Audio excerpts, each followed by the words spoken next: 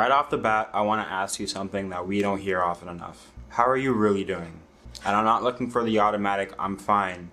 I want the real, honest answer. It's a question we shy away from, especially us men. We're supposed to have it all together, be strong, unbreakable. But here's the truth. We're human. We struggle, we feel, and we hurt. And that's okay. Hello, my name's Christian. Today at Men Need Help, we're diving deep into a topic that's crucial but often shrouded in silence.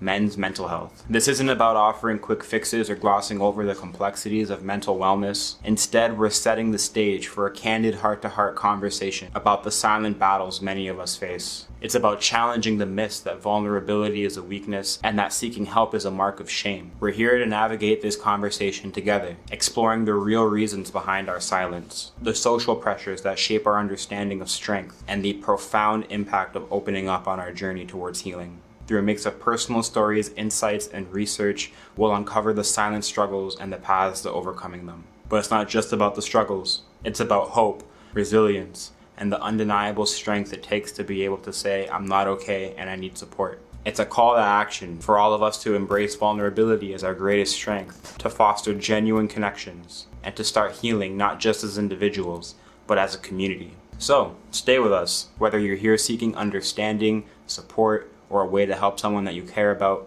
this conversation can be a turning point. It's about creating a space where every emotion is valid, every challenge is recognized, and everyone's healing journey is supported. I want to dive a bit deeper here, not just into the facts, but into the heart of the stigma surrounding men's mental health. It's like carrying a backpack that's been packed for you since you were a kid, filled with bricks labeled, don't cry, be strong, deal with it on your own. And with every year that passes, it feels like more bricks get added. The truth is, this weight isn't just personal, it's a collective burden that spans cultures and histories. Yet the context of this backpack and the way you're expected to carry it can vary greatly around the globe. In some places, the emphasis on stoicism is paramount, while in others there's a greater openness to emotional expression. The common thread is an underlying pressure to conform to societal norms of masculinity, which often leave little room for vulnerability. More and more, there has been pushback against these conventions. Take, for instance, the work of mental health advocates like Kevin Heens, who survived a jump from the Golden Gate Bridge and now speaks openly about his experiences with mental illness and the importance of seeking help. Or consider movements like Movember, which has shifted from focusing primarily on mental health issues like prostate cancer to include mental health and suicide prevention as part of its mission. These examples underscore a critical point.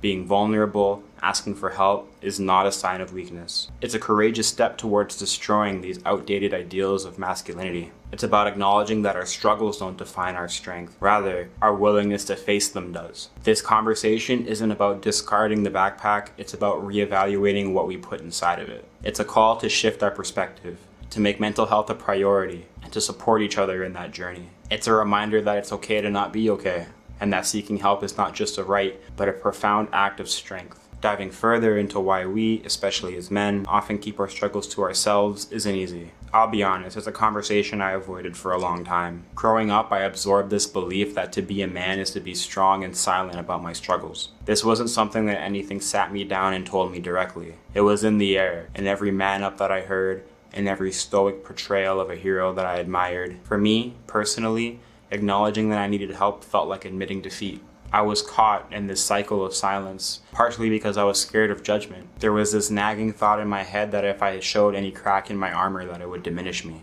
It's a mindset deeply ingrained, not just by family and friends, but by a culture that equates emotional resilience with strength. My breaking point wasn't dramatic, but it was profound. It came quietly, a realization after struggling one too many nights with anxiety alone. Sharing that first real "I'm not okay" was terrifying. It went against every instinct to protect myself and to present myself as having it all together. But in that vulnerability, I found relief. It didn't fix everything overnight, but started me on a path of genuine healing and understanding. This journey from silence to openness is deeply personal, but it's also shaped by the society we live in. The distinction between societal silence and our personal choice in silence is crucial. Society silence is like a mold that we're pushed into, often without realizing it. Personal silence, on the other hand, is when we actively choose to not break that mold, even when it's hurting us. Recognizing that I had a choice in the matter, that my voice could challenge the very norms that encourage my silence, was empowering for me. Here's what I've come to realize. Our emotional health is not a solitary endeavor. It's not about one heroic moment of overcoming, but a series of choices we make every day. Choosing to be open about our struggles, to seek support, to engage in real conversations about mental health. That's where true strength lies. And it's a strength that's not just for ourselves, but for everyone who hears our stories and sees a bit of their own struggle reflected back. It's about changing the narrative together, showing that vulnerability is not only human, but a source of connection and growth. Breaking the silence around men's mental health is more than just a marketing campaign. It's a personal revolution, a nurturing of the inner fires of change. It begins with the act of self-reflection, a raw, unfiltered dialogue with oneself. This isn't about formalities or structured methods. It's about asking yourself, how am I really feeling, and embracing whatever comes out. It's about learning to navigate our inner turmoil with honesty, acknowledging our struggles without judgment. Our physical wellness is intimately tied to this journey. It's not about the intensity of the workout, but about the consistency of the movement. The acknowledgement that our mental selves and our physical selves are deeply interconnected. Find what makes your body feel alive, be it a walk, a stretch, or a dance in your kitchen. It's these small acts of physical engagement that can lift our spirits and strengthen our resolve. The cornerstone of breaking this cycle, however, is building connections. It's in the sharing of our stories, the mutual understanding and support that we find our greatest strength.